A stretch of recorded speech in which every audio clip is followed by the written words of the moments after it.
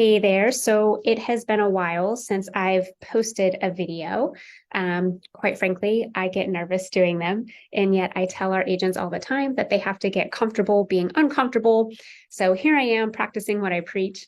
I think the last time I may have posted a video actually is this time last year when I announced taking on the team leader position at Keller Williams of Central PA.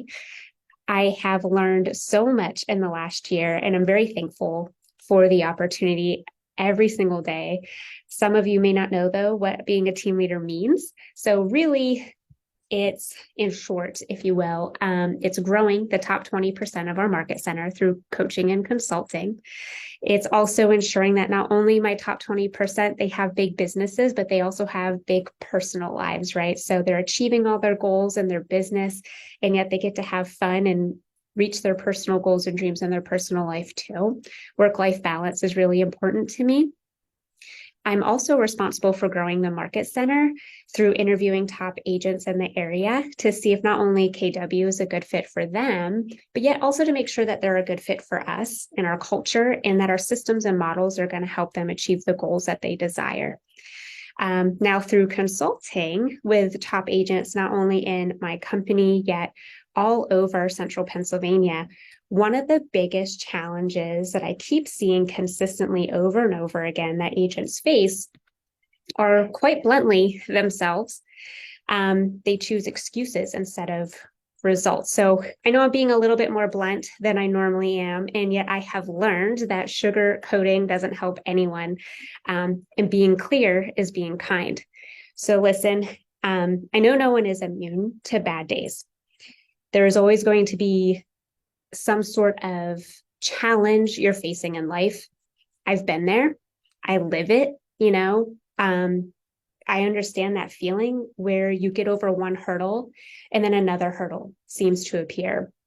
Sometimes this next hurdle is even bigger than the one before, and your life feels like it's just lining up hurdles, like you're in some high school track and field again, and each hurdle is just training you emotionally to get to the next one. Is that speaking to anybody? I know I've been kind of in that too recently. And what I've learned is, and what I remember and remind myself is that the challenge, or maybe it's change that you're facing, is most likely out of your control. You probably didn't choose for enter whatever is going on in your life here to happen to you.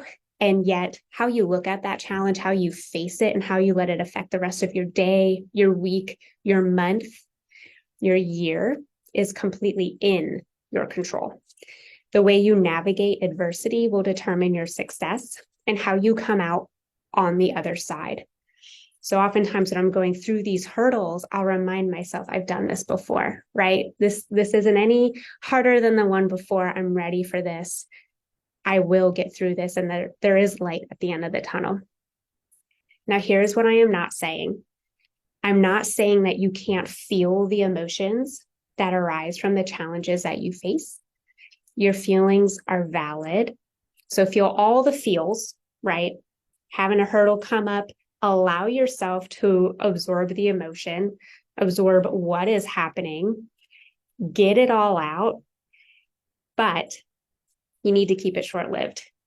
Living and reliving the negative thoughts, the what ifs, the why does this always happen to me, the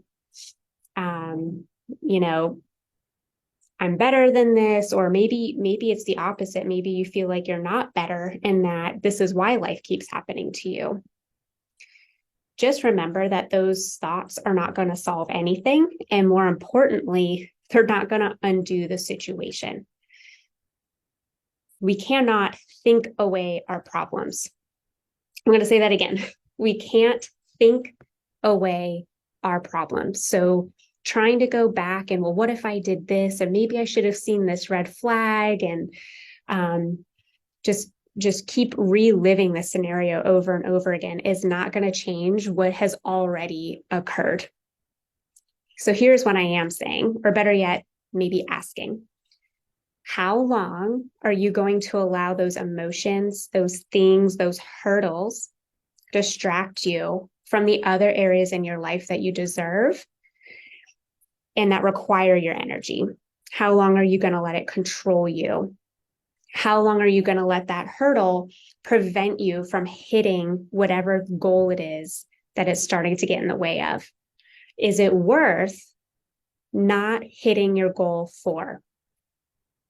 So is the problem you're facing right now, I want you to envision it, is that hurdle worth preventing you from hitting that goal for you?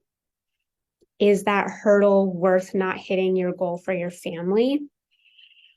So instead of figuring out what you should have done differently, if anything, let's figure out what you can control in this moment and how you can continue to move forward. A couple weeks ago, I went to a family reunion, which is a big Keller Williams convention to teach us different ways on how we can get through the shift and how to build our businesses. And they always have wonderful keynote speakers. And one of the keynote speakers was Molly Fletcher. And she spoke to my soul. I felt like she was preaching to me. You ever been there, like you're in church and you're like, oh my gosh, did he just read my diary? Like that's how I felt with Molly Fletcher. And she said, the difference between those who are successful and those who are not successful is not based on talent and skill or even luck. It's based on discipline and perseverance. She said, you can make change happen to you, or you can make change happen for you. Now, again, I mentioned earlier that I like to practice what I preach. For some of you who don't know me and then are listening to this, I have been there. I was a single mom going through bankruptcy. I was navigating a new career, single mom life. It was intertwined with meetings with attorneys, having to go to court, financial meetings with financial planners. And then I would have really good days where I was like, I've got this, like I've got it all together.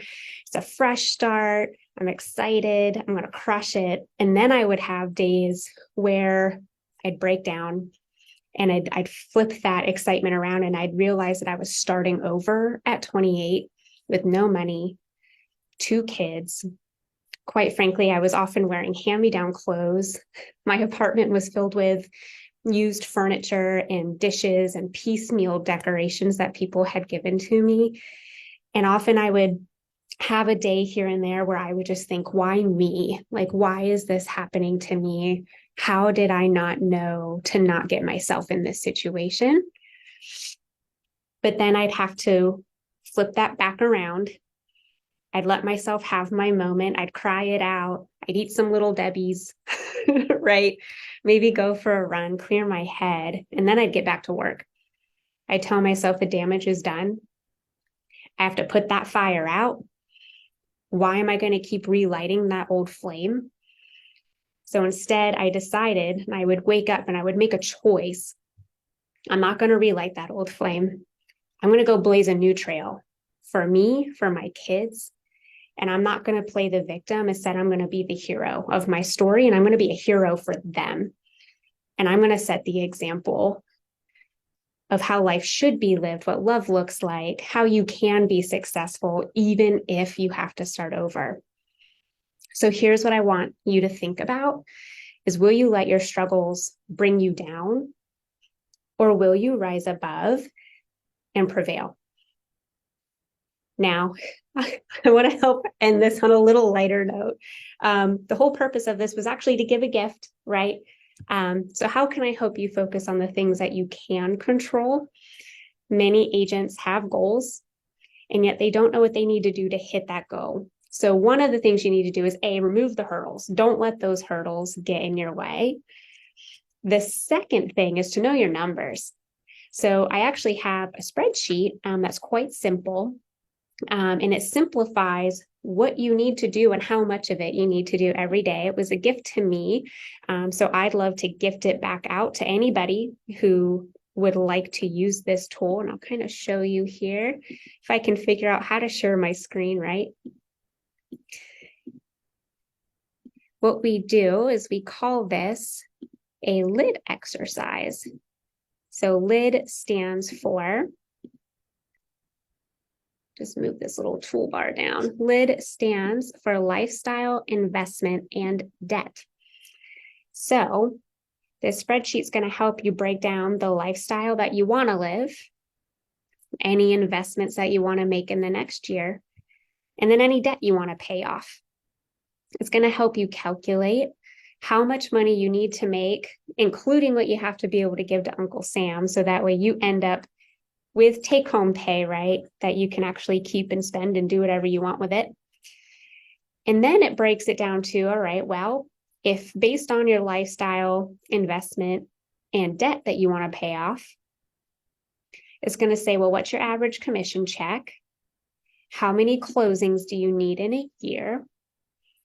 How many conversations do you have to have in a year to get those amount of closings that you need?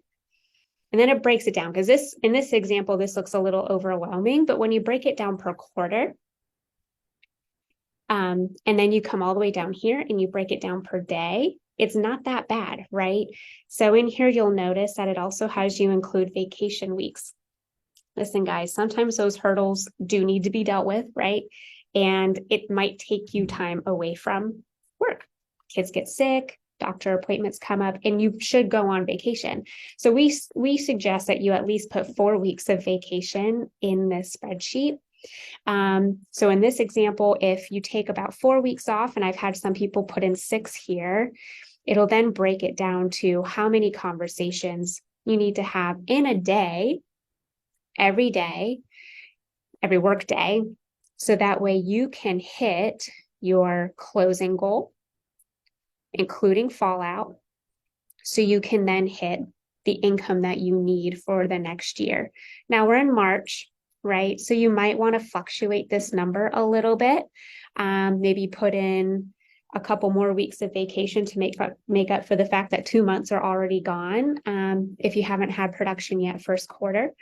So that's this spreadsheet in a nutshell. A lot of our agents have found it helpful. It just puts it into perspective how much they need to do every day, how many conversations they need to have every day to actually hit the closing goal that they have. It's one thing to say, I really want to have 30 closings next year. It's another thing to be able to put a plan behind it. And this spreadsheet does just that. So if you want a copy of this spreadsheet, it's completely free. Just drop your email in the comments or private message me your email address. No obligation. I promise I won't force you to come in for an appointment with me to get this spreadsheet. And then, of course, if you have questions on it, you're always welcome to reach out, because it is a lot of information here. So now I just have to figure out how to get back to my Zoom screen. Don't mind me.